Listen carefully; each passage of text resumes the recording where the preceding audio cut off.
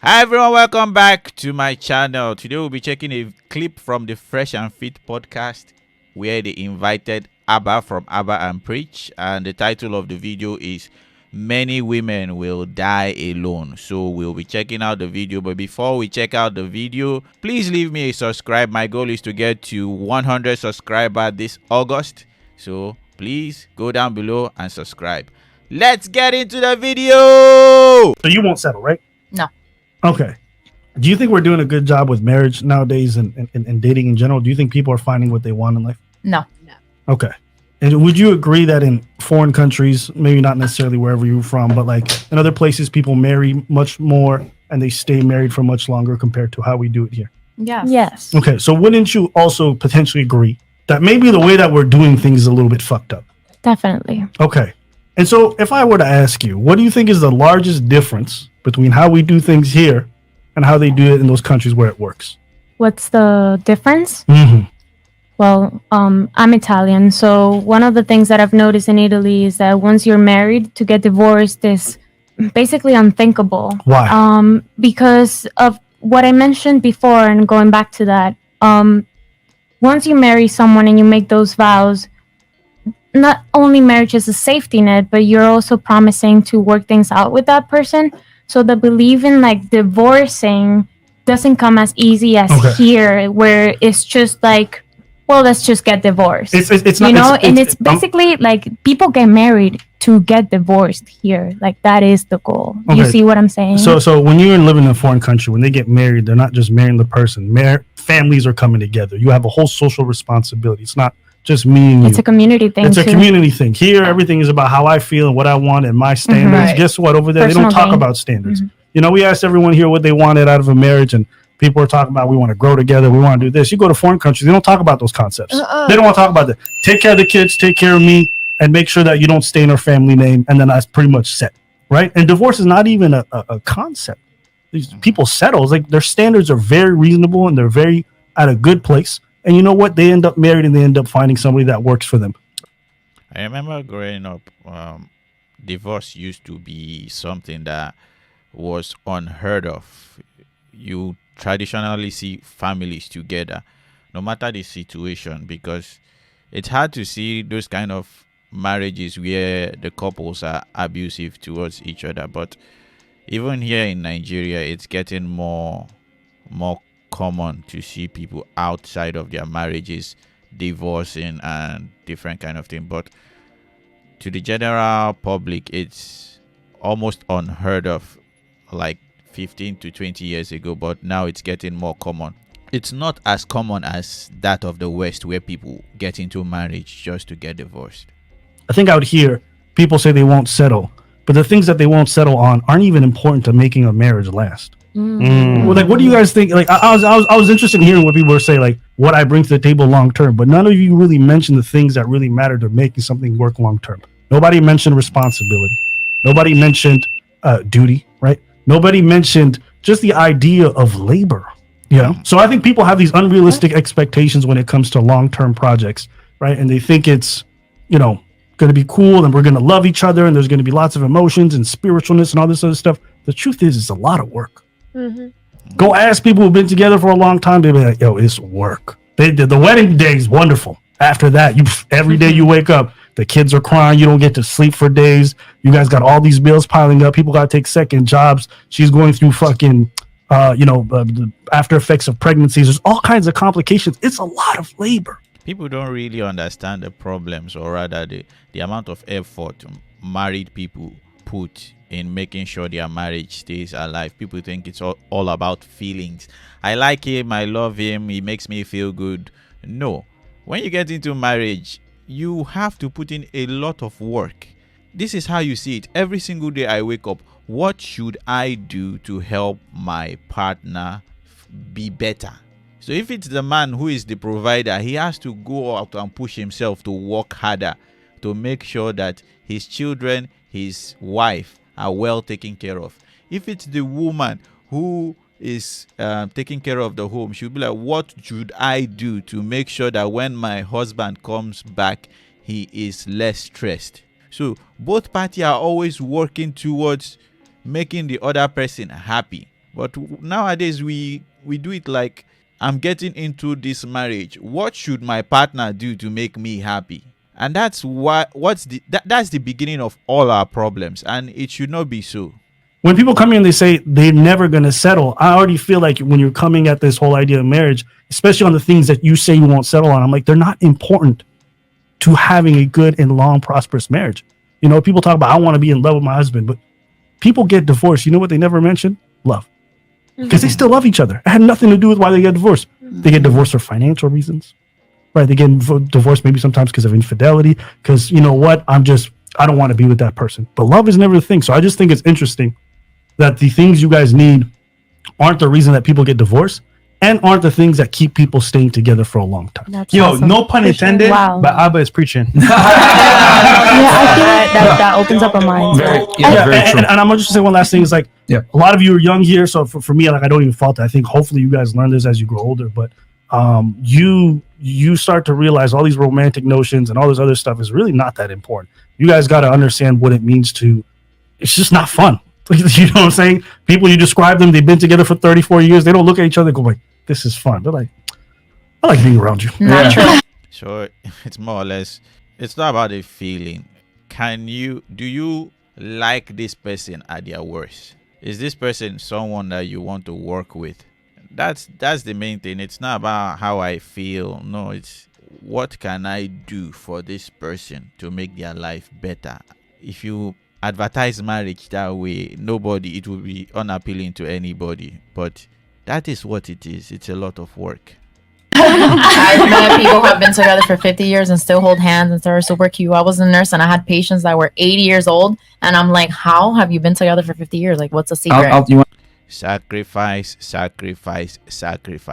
I see the sacrifice my sister puts in every single day. It's not easy. I see the sacrifice my in-laws put every day. It's not easy.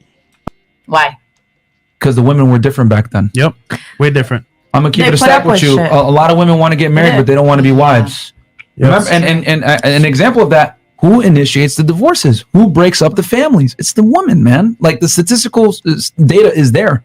Like, men will always try to make a marriage work, but it's the women that leave. Yeah, after he won and fucked. I don't fully subscribe to Fresh and Fit, but the statistics he's more or less stating is the one in the US. So 80% of the divorces filed in the US are filed by women.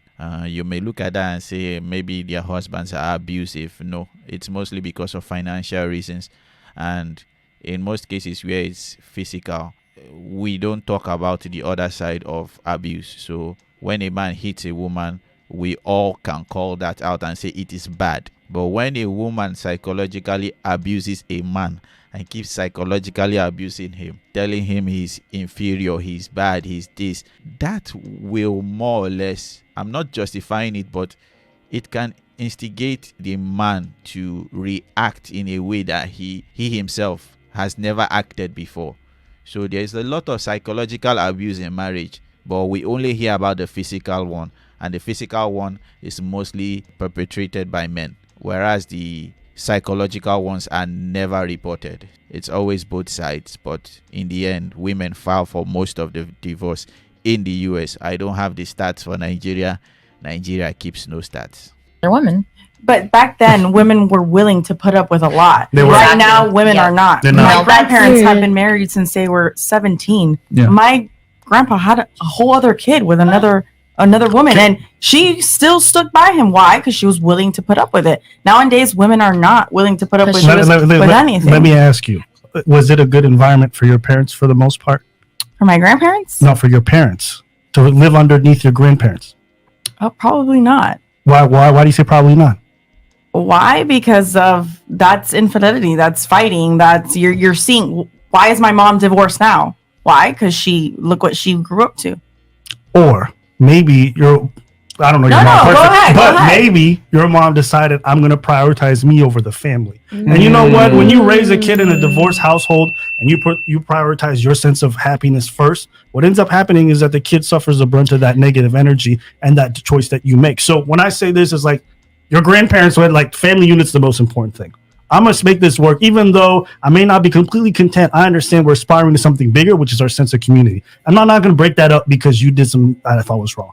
So you get down to your parents' generation. This is the boomer generation, the highest divorce rates we've ever seen. Now everything's about me. They go to divorce courts. Where's your assets? Where's your money? They don't bring up love during that whole period. They say, I want everything that you fucking got. Love never comes in, right? So then you get to this generation and they just completely throw that out. And I think one thing that the West, and I think in Western countries, we think about a lot is like me. It's always about me. And not recognizing when you marry, it's about a community. So your desires sometimes have to be a bit on the back burner, and you have to understand you are sacrificing for something larger. Exactly. One thing people also get mistaken with is your grandparents. It's not as if, or rather, your grandmothers, it's not as if they tolerated this nonsense that happened to them. It's more or less like when that thing happened, there was a fight. But in the end of that fight, she weighed her option. It's not like she didn't have a choice to leave. She had a choice to leave, but she prioritized family, the children, their legacy over what she felt. Because if she wanted to live for her, I'm living for me, she would have left. But number one, she would have started all over again. Number two, the children will be without a family, and then everything just goes to hell. But she did the rational thing. She fought her fight there. Whatever quarrel she needed to fight, she will fight it. Call out the nonsense, but still she stayed in the marriage. And that is what we don't have nowadays. Nowadays, we fight the fight we need to fight, but then we say, I cannot stay with you anymore. This is, you cheated on me, I'm going. But we forget the children. Just a quick question. So do you feel like also men think about me when they sleep with another woman knowing they have a family? Just a question. This is what I would say. When you come into a marriage, you have to ask, is everyone doing their duty and their responsibility? Is he bringing home the bread? Is he taking care of the bills? Do you guys all have a roof over your head? Does he handle almost all the large responsibilities? If he does, he's done his part. In that same token, you as a wife, have you been supportive? Have you created and fostered a home where when he comes to, it's not stress, and you don't just come home, start nagging his ear off. He's like, damn, I don't want to be here. Let me go back to the streets. Have you done your job also on that end? And if you have, then a lot of the stuff on the outside becomes superfluous.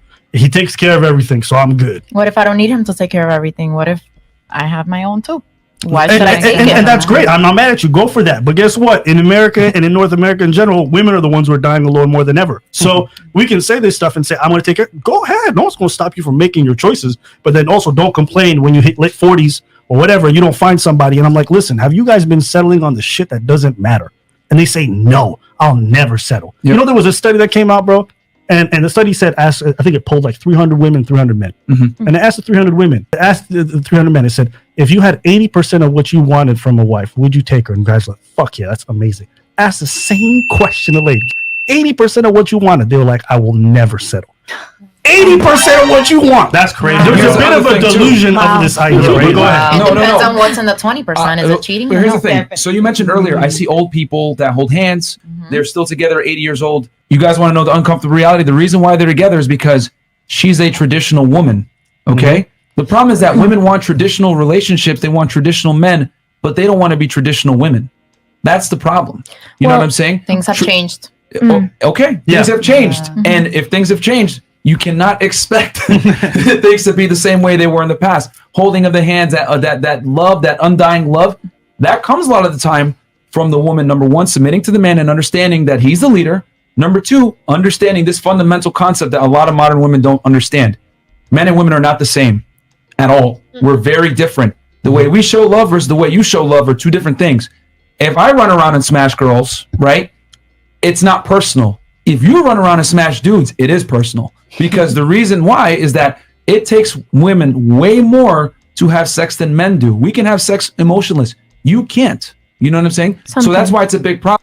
I just see this part as him justifying his own promiscuity. So if you both have a commitment to stay together, you keep it. So even though a portion of what he's saying is true, when men have sex, it's not truly for emotional reasons. We just do it to release. But at the same time, that's not an excuse. And a lot of modern women can't grasp that men a lot of the times are going to cheat or whatever, and they'll ruin a family, divorce a man, whatever it may be. And who suffers most? You don't justify cheating, even whether it comes from a man or a woman. You both had a covenant, and if you break it, you are. That's why I get issue with these fresh and fit guys. They just spit a lot of nonsense one-sidedly and expect you to accept promiscuity from men. It's also wrong. Wrong is wrong. You don't accept it from women. You don't accept it from men. Although men can be starved of sex to the point where the neighbor or the secretary might look like a better option and he falls, we still don't accept it. We don't accept it. Okay, he's not talking from a Christian worldview. I am. You are breaking your covenant, and it is sin. To be honest, it is sin. So at the same time, if women are aware of the fact that men are weak, try not to ever use sex to punish your husband. Try your best to look as good as you can and don't let yourself fall apart, because your husband will need you. And even if you don't keep the first two, at least do not compromise on your duties as a wife. Make home be home. When he comes home, he knows he is home. He is safe. He is not safe. He's comfortable. So if you make home comfortable, then there is almost no need for a man to go and cheat on you. But at the same time, I do not condone cheating, but it happens. The problem is when it happens, we don't attack the issues that caused it. We have to attack everything that caused it. Is it neglect? Is it the man himself just misbehaving? Whatever the cause may be, we have to tackle it. We do not ask for loyalty when we are doing everything to make sure loyalty doesn't happen. We do not ask for attraction when we are making ourselves unattractive. It's the kids. Go ahead, Abba. I want to ask you, you were a registered nurse, correct? Yeah. Have you seen people die by themselves? Yes. Too many. What's So that sad. like? Terrible. Miserable. And you also have to acknowledge more people are going to be dying alone today than they ever have before, and that's only increasing. So I think there has to be a very sensible discussion about like what are we condemning people to when we're saying all this stuff, because it sounds great in theory, never settle, go for what you want, etc., etc. But the alternative for a lot of women is going to, it might be work out for you, but 3 other women who heard your advice who probably shouldn't have taken it or they might end up dying alone With cats and dogs. and you're not going to be there for them when that happens. So I think we have to be sensible with stuff that we say, because I get it, it sounds great in theory, and look, it might work for you, but for the people who are dying alone, I'm like, whoo, that's not a way I want to die. So All these things about standards and never settle. I'm guessing, ladies, it's he has to be this tall, he has to be this rich, he has to be this influential. We just say, just make it simple. For me, a lady has to love God. That is, she's a Christian. She is born again, not the born again that you people know. I will do the vetting myself. She must be teachable. That is, whenever she hears new information and she's challenged, she does not flare out of the whole place and say, I am right and you are wrong, and goes crazy or starts ghosting me or gets angry. That's number 2. Number 3, I must be attracted to her. If those 3 things are accomplished, then rather, I think there's a 4th one. Apart from being teachable, she also has to be a homemaker. If she's a homemaker, she loves God, she loves Jesus, let me put it that way. She is teachable, and I'm attracted to her. Everything else is nonsense. Because if it's politics, we can talk about politics. We'll agree and disagree. We will not break our heads, and we will find a common ground. If it's religion, we worship the same God. We believe in the same truths. We might have some nuanced doctrinal differences here and there, but that is okay. We can always, she is teachable. I am also teachable, so we will go to the Bible and understand it better.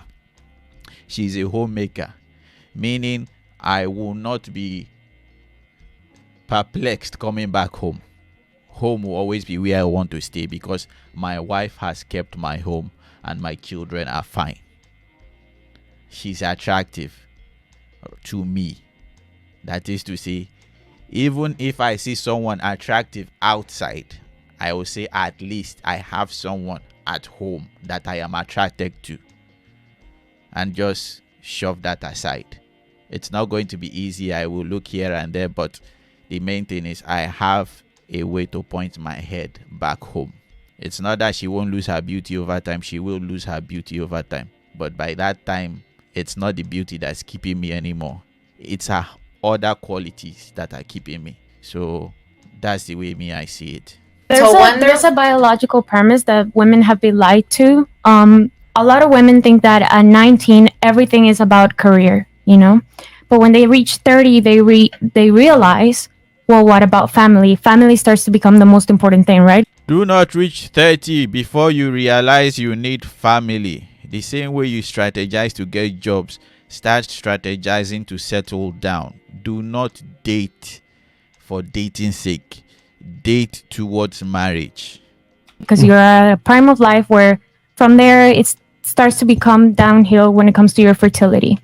So a lot of the times women nowadays are told career is the most important thing. Yes. That is a lie. Of course. Well said. It is a lie because we are biologically wired, and men also have their wires, but women are biologically wired to give birth, to bring life, and we are intrinsically interested more in people, and men are intrinsically interested more in things. That's why you have more women nurses and more men that are engineers or architects. Does not mean that cognitively men and women have actually overlapped more in similarities than in differences. So we have differences in interest, but cognitive ability is about the same. So we could say that mentality, we are equal. Interested, like the things that we are interested in, then we are totally different, But women are also more agreeable. Men are not so agreeable. Yeah. So women will settle for an average man, as you said.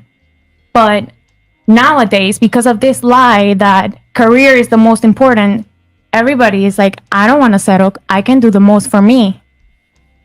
But realistically, once you reach 30, you start looking everywhere because biologically your clock is ticking and you want to settle and you need to settle and you want a family. I'm going to say you can say that they want to settle. A lot of them are not. No, that's why we got this new definitely, phenomenon where a lot of ladies, I'm going to raise a kid by myself. Yeah, I get of course. spooned on her. Of course. I'm going to just raise a kid. I'm like, you are bugging, lady. What are you talking about? Most women would not make that admission that you just made, that career is a lie. I mean, here's the thing. I don't have a problem with women that make money and want to become successful. But what I am saying is they need to look at the consequences of that. And the consequences of that 9 out of 10 times is you're going to put yourself in a socioeconomic bracket where you don't necessarily qualify to get a man at that bracket. Does that make sense? Because the things that men look for aren't the same things that women look for. So you make $100,000 a year. You want a guy that at least earns $100,000 a year too. So the men that you're looking at, right, are a small minority of men. The problem that you have, though, is that those men don't necessarily care about how much money you earn, whereas you care about how much money they earn. They have no problem dating down with the girl at McDonald's. So that's where a lot of career women find themselves, where they lose men to younger, more attractive, more compliant, feminine women. And the other thing, too, is that women that are career women, I hate to say it, I'm not saying all, but a lot of them tend to have masculine traits. You mentioned agreeableness. Agreeableness is a very big predicator on how much money you earn. The less agreeable you are, the more money you're going to make. You know what I'm saying? And this is why the wage gap is a myth, that's a whole other conversation. So in the end, men will generally marry ladies regardless of their economic status if they find all that they need from you, or all that they want rather. But as women get more mature, their standards increase and it becomes harder for them to get settled down. And the worst part is the amount of people in your WhatsApps, in your Instagram DMs, they reduce because men generally want women who are younger. So please, as a lady, do not put relationships as a back burner. I'm not saying that you are not in a relationship. I'm saying you are in a relationship, but your relationship has no goal. So your relationship has to have an agenda. Please do not date for dating's sake. Date because you want to get married. And the advice I generally give people is, for guys, is this woman someone you will like to raise your daughter? And for the women, is this man the man you would like to raise your son? So if those questions can be answered by you, it will help you to filter a lot of nonsense. And whatever your relationship is, don't let it get past 1 year, and so that time is not wasted. Everybody should know whether they want to be with somebody in 1 year. So if you have any comments, please leave them down below. If you disagree with me, leave it down below also. I want to see what you guys are saying. And gals, leave me a subscribe. Help me get to 100 subscribers. I need your help. Please like, share the video to support the channel. And I will see you guys and gals next time. This is Dixon signing out. Bye bye.